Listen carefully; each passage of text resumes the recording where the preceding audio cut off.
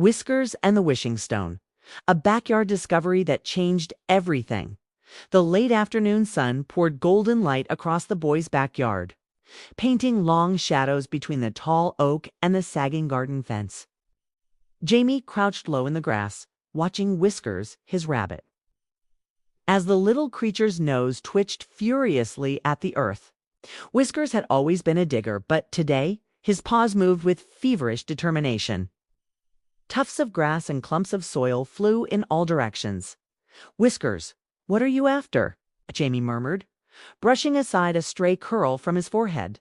The rabbit stopped suddenly, ears erect, as if he'd uncovered something remarkable.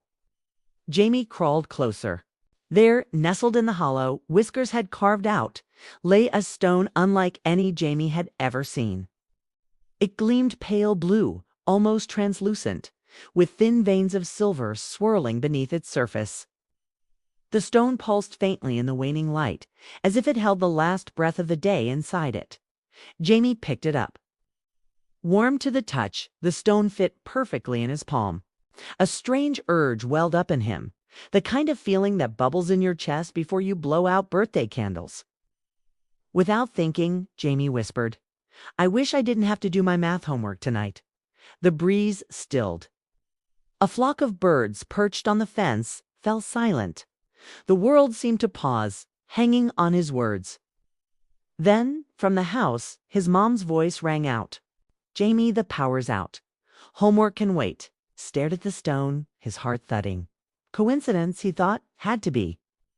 But a wild, curious grin tugged at the corners of his mouth.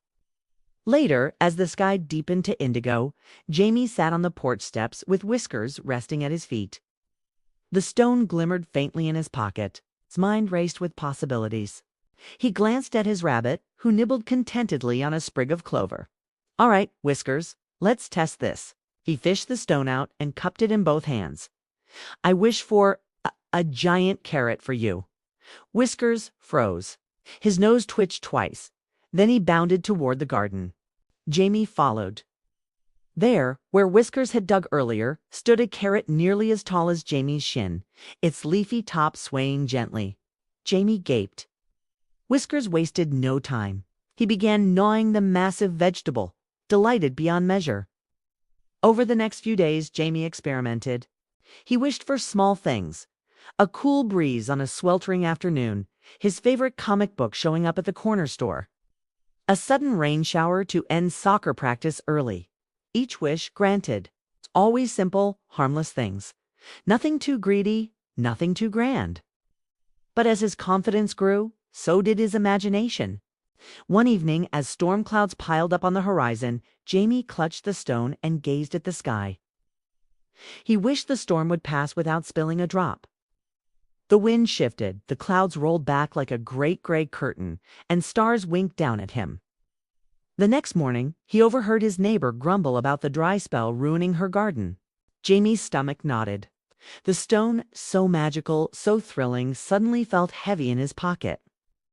Whiskers, ever the innocent bystander, continued his usual mischief. Digging, hopping, exploring, Jamie watched him and realized something. His rabbit was happiest in the simple things. A patch of clover, a shady spot beneath the oak, a soft bed of hay. That afternoon, Jamie returned to the hole where Whiskers had first unearthed the stone. He knelt beside his rabbit and whispered, "You were right to dig it up, but I think it belongs here." With gentle hands, Jamie placed the stone back into the earth. Together, he and Whiskers pushed soil over it, burying the magic once more. As the last rays of sunlight slid behind the trees, Jamie felt lighter, freer, as if he'd wished for something without saying a word, and it had already come true. From that day forward, Jamie let Whiskers lead the way. The rabbit's nose always found adventure, and Jamie discovered that sometimes the best magic was simply following where it pointed.